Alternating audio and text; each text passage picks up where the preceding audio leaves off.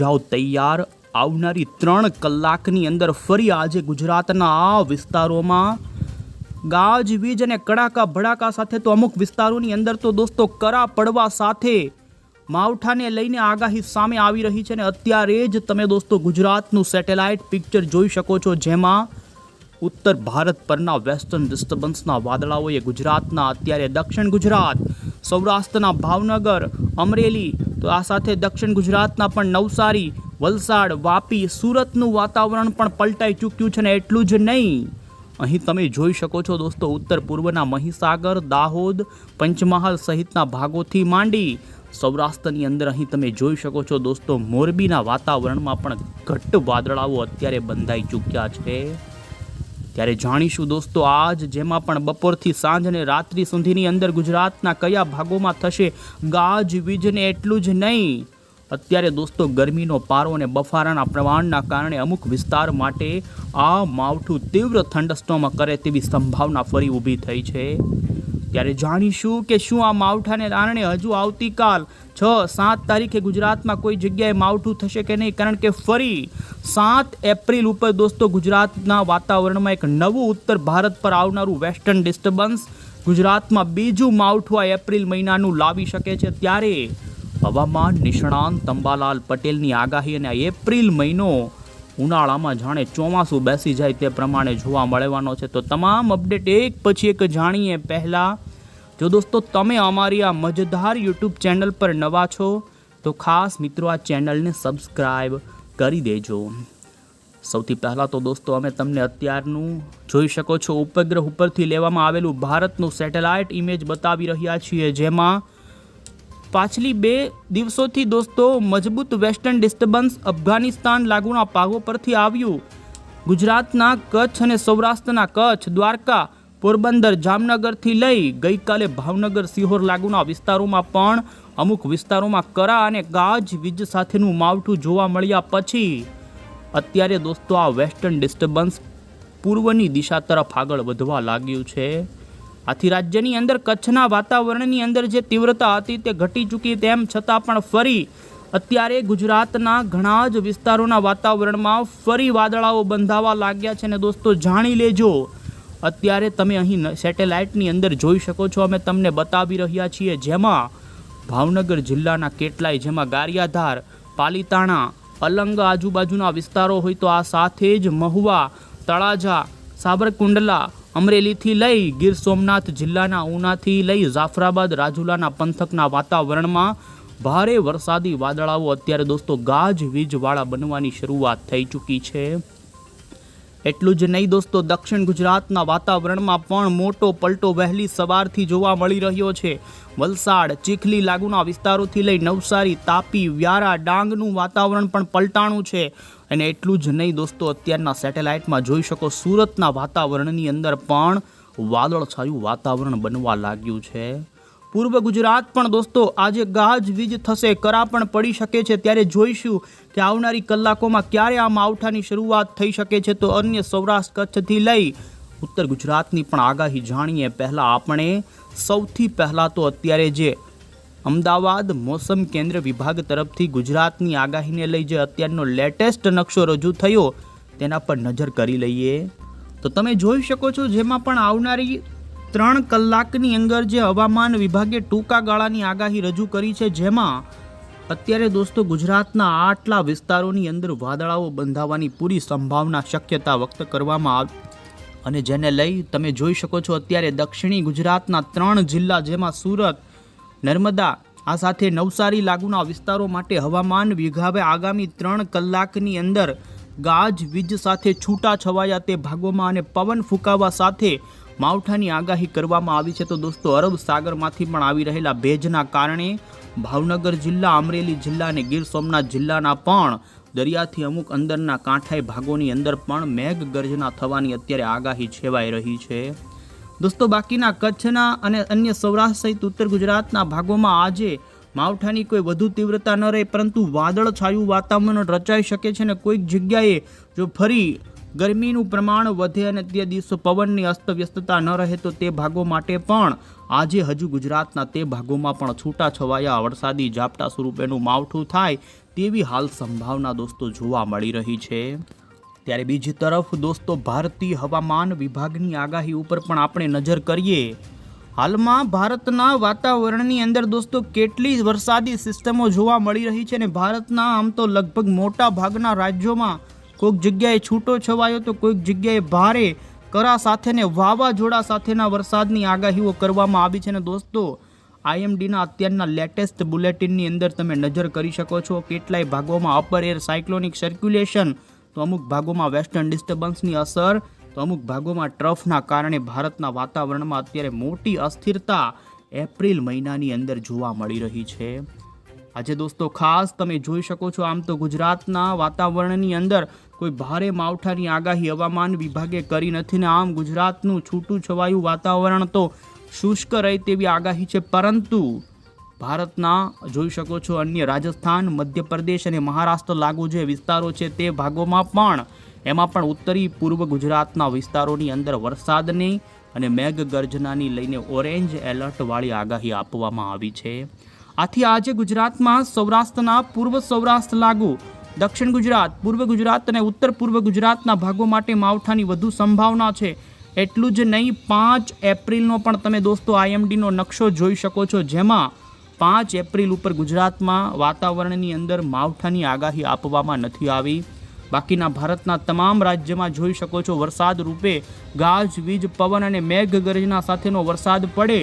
તો 6 એપ્રિલ ઉપર પણ ગુજરાતનું વાતાવરણ શુષ્ક રહેવાની આગાહી કરવામાં આવી છે। આ સાથે તમે જોઈ શકો છો દોસ્તો 7 એપ્રિલ ઉપર ફરી ગુજરાતની અંદર નવા વેસ્ટર્ન ડિસ્ટર્બન્સના કારણે ગુજરાતની અંદર ફરી માવઠું આવી રહ્યું છે। અને દોસ્તો 7 તારીખે ફરી તૈયાર થઈ જજો, કારણ કે જોઈ શકો છો ઇન્ડિયન મોન્સૂન ડિપાર્ટમેન્ટ તરફથી 7 તારીખ ઉપર ગુજરાતમાં માવઠું પડવાની આગાહી આપી દેવામાં આવી છે। તો આ સાથે 8 એપ્રિલ ઉપર ફરી કોઈ માવઠું ન થાય ને એ પ્રમાણે ગુજરાતનું વાતાવરણ શુષ્ક રહે, આમ હવામાન વિભાગ તરફથી દોસ્તો રાજ્યમાં 10 એપ્રિલ સુધીના તમે જોઈ શકો છો જે નકશાઓ રજૂ કરવામાં આવ્યા છે, જેમાં હજુ 8 થી 9 તારીખ સુધી ભારતના કેટલાય ભાગોમાં વરસાદ તો ગાજવીજ થઈ શકે ને ઉત્તર ભારતમાં હિમવર્ષાની પણ અત્યારે ચેતવણીઓ આપવામાં આવી છે। અને ત્યારે હવે પછી દોસ્તો આપણે અહીં મોડલમાં જોઈ લઈશું કે આવનારી કલાકો ઉપર ગુજરાતના કયા વિસ્તારોની અંદર વરસાદ ગાજવીજ સાથે શરૂ થઈ શકે છે। આપણે જણાવી દઈએ તો દોસ્તો હાલ આપ જોઈ શકો છો, સૌથી પહેલાં તો વાદળની વાત કરીએ તો આમ ગુજરાતના વાતાવરણની અંદર ગરમીનો પારો ફરી વધવા લાગ્યો છે અને અત્યારનું જ તાપમાન જોઈ શકો છો, જેમાં ખાસ કરીને સૌરાષ્ટ્રમાં અમરેલી લાગુના વિસ્તારોની અંદર 35થી પણ વધુ ડિગ્રીનું તાપમાન જોવા મળી રહ્યું છે। ત્યારે ફરી અત્યારે આ ગરમીના કારણે સૌરાષ્ટ્રના એમાં પણ ખાસ કરીને ભાવનગર અને અમરેલી, જેમાં મહુવા, તળાજા વચ્ચેના કેટલાક ગ્રામ્ય વિસ્તારોની અંદર આગામી કલાકોમાં છૂટો છવાયો ગાજવીજ સાથેનો હળવા ઝાપટા સ્વરૂપેના માવઠા રૂપેનો વરસાદ પડે તેવી સંભાવના હાલ દોસ્તો જોવા મળી રહી છે। ત્યારે બીજી તરફ આમ તો દોસ્તો આ વેસ્ટર્ન ડિસ્ટર્બન્સનો એક પટ્ટો જ આખો ઘેરાતો હોય છે અને તમે જોઈ શકો છો અત્યારે આ વેસ્ટર્ન ડિસ્ટર્બન્સ અહીં જોવા મળી રહ્યું છે ને તેનો જે પૂંછડીયો છેડો છે તે આ રીતે અસર કરી રહ્યો છે। એટલે એ જ પેરેલરમાં આવેલા ગુજરાતના જિલ્લા, જેમાં ભરૂચ, સુરત, આ સાથે જ અહીં તમે જોઈ શકો છો ભરૂચના આમ તો ઘણા જ ભાગો, નર્મદા, રાજપીપળા લાગુના વિસ્તારોથી માંડી વડોદરાના કરજણ, ડભોઈ, છોટાઉદેપુર લાગુના વિસ્તારો, અહીં જોઈ શકો છો અન્ય બોડેલીથી લઈ કાવત આજુબાજુના વિસ્તારોમાં આવનારી કલાકોની અંદર દોસ્તો તીવ્ર મેઘગર્જનાની સાથે પવન પણ ફૂંકાઈ શકે છે ને દોસ્તો પૂર્વ ગુજરાત લાગુના દક્ષિણ પૂર્વના જિલ્લાના વાતાવરણની અંદર કોઈક જગ્યાએ મોટા કરા પડવા સાથે પણ વરસાદ થઈ શકે છે અને ખાસ મધ્યપ્રદેશ લાગુના વિસ્તારો હોય, જેમાં તમે જોઈ શકો છો ગુજરાતના સરહદી મધ્યપ્રદેશ બોર્ડરના જે જિલ્લાના વિસ્તારો છે, સાંતલપુર, દાહોદ, આ સાથે જ અરવલ્લી, મહીસાગરથી જહલોદથી માંડી આમ દોસ્તો પૂર્વ ગુજરાતના વિસ્તારોના વાતાવરણની અંદર પણ આવનારી કલાકોમાં ગાજવીજ સાથેના માવઠાની આગાહી જોવા મળી રહી છે। ખાસ કરી આજે ભાવનગરના એમાં પણ જોઈ શકો છો સેંત્રુજય, પાલીતાણા, તળાજા, મહુવાના ગ્રામ્ય વિસ્તારોની અંદર અસ્થિરતા જોવા મળવાની છે ને જેના કારણે કોઈક જગ્યાએ હળવા માવઠા સ્વરૂપે છાંટછૂટ થઈ તો બીજી તરફ અમુક વિસ્તારોમાં ભારે ગાજવીજ સાથે માવઠું નોંધાઈ શકે તો કચ્છના વાતાવરણમાં પણ છૂટાછવાયા ભાગોમાં આકાશમાં દોસ્તો વાદળો જોવા મળી શકે છે. પવનની ઝડપ દરિયાઈ કાંઠાના ભાગોમાં થોડી વધતી જોવા મળી શકે છે અને પવનની ગતિના કારણે ખાસ ખેતીના પાકોને પણ નુકસાન થવાની ભીતિ છે. અને દોસ્તો જોઈ શકો છો આજ હજુ સાંજ સુધી ગુજરાતમાં આ વેસ્ટર્ન ડિસ્ટર્બન્સના કારણે માવઠું થવાની સંભાવના જોવા મળી રહી છે. આમ તમે જોઈ શકો છો ફરી રાત્રિ દરમિયાન ગુજરાતના સૌરાષ્ટ્ર, કચ્છ અને દક્ષિણ ગુજરાતના વાતાવરણની અંદર વરસાદી વાદળાઓ આવી શકે, પરંતુ રાત્રિ દરમિયાન કોઈ જગ્યાએ માવઠા રૂપે વરસાદ પડે તેવી હાલ સંભાવના જોવા નથી મળી રહી. ને દોસ્તો અત્યારે અમે તમને ખાસ જોઈ શકો છો ભેજને લઈને વાત કરીએ તો સૌરાષ્ટ્રના વાતાવરણમાં હજુ પણ આ વેસ્ટર્ન ડિસ્ટર્બન્સ અને અરબ સાગરમાંથી આવનારા પવનો જે કે ભેજ લઈને આવી રહ્યા છે, જેના કારણે સૌરાષ્ટ્રના એમાં પણ તમે જોઈ શકો છો અમરેલી, જૂનાગઢના વાતાવરણની અંદર, તો આ સાથે ઉત્તર પૂર્વ ગુજરાત, આમ ભેજનું પ્રમાણ હજુ પણ ગુજરાતની અંદર જોવા મળી રહ્યું છે. અને જોઈ શકો છો ધીમે ધીમે ભેજ આવતીકાલથી ઘટી શકે છે અને આવતીકાલના સમયગાળા એટલે કે 5 એપ્રિલ ઉપર ગુજરાતની અંદર કોઈ પણ જગ્યાએ દોસ્તો માવઠું ન થાય, તેમ છતાં પણ અહીં સંભાવના ઊભી થઈ રહી છે કે ગુજરાતના કેટલાક કચ્છના અથવા તો સૌરાષ્ટ્રના એકલ દોકલ જગ્યાએ છાંટછૂંટ થઈ શકે. બાકી 5 એપ્રિલની અંદર ગુજરાતનું વાતાવરણ માવઠામાંથી મુક્ત થાય તેવું હાલ જોવા મળી રહ્યું છે. આ સાથે અહીં દોસ્તો ખાસ હવે પછી આપને જણાવી રહ્યા છીએ કે 6 એપ્રિલ ઉપર ફરી પાકિસ્તાનના ઉત્તરીય વિસ્તારો પર એક નવું અફઘાનિસ્તાન લાગુના ભાગો પરથી એક વેસ્ટર્ન ડિસ્ટર્બન્સ આવી શકે છે. એ જ વેસ્ટર્ન ડિસ્ટર્બન્સની અસર ફરી 6 તારીખથી તમે જોઈ શકો છો ગુજરાતમાં કચ્છના અને પશ્ચિમી સૌરાષ્ટ્ર અને અરબ સાગરની અંદર વાદળાઓ આવવા માંડે અને રાજસ્થાન લાગુના અમુક વિસ્તારો હોય, આ સાથે ઉત્તરીય કચ્છના ભાગો હશે કે ત્યાં વાતાવરણમાં પલટો આવવાની સાથે 6 તારીખે, તો આ સાથે 7 એપ્રિલના દિવસે સૌરાષ્ટ્ર અને કચ્છના ભાગોમાં ફરી નવા માવઠાના વાદળાઓ એન્ટ્રી મારી દે તેવી સંભાવના છે. અને તમે દોસ્તો અમે તમને 7 એપ્રિલની પણ અહીં આગાહી આપી રહ્યા છીએ અને જોઈ શકો છો 7 તારીખે